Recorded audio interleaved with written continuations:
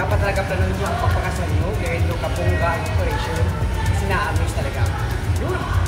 Sumaya ka dito sa vlog mo this evening para ating akyatin ang kagandahan ng kanyang decoration for this wedding. Congratulations sa wedding na ito at saludo ako sa nag-prepare dito ka picture. Nakakatatin natin ka picture.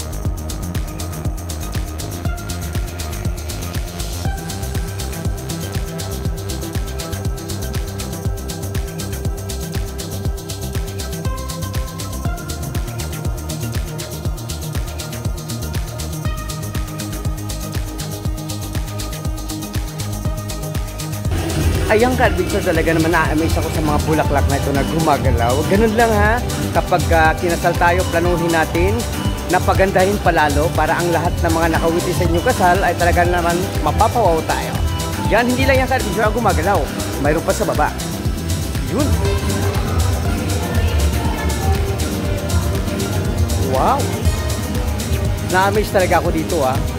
Kasi gusto ko yung kulay niya. At saka yung paggalaw niya ay tama lang, swak na swak. Yan.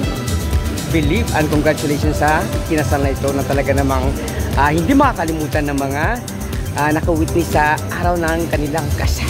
Yan. Silipin pa natin ka-adventure. Yun.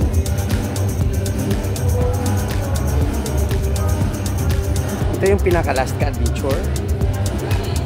At itong kasal naman ka-adventure na ito, pagkapag dito ginanap sa Tavern Hotel, ito talaga ang #1 pagdating dito sa city proper ng hotel.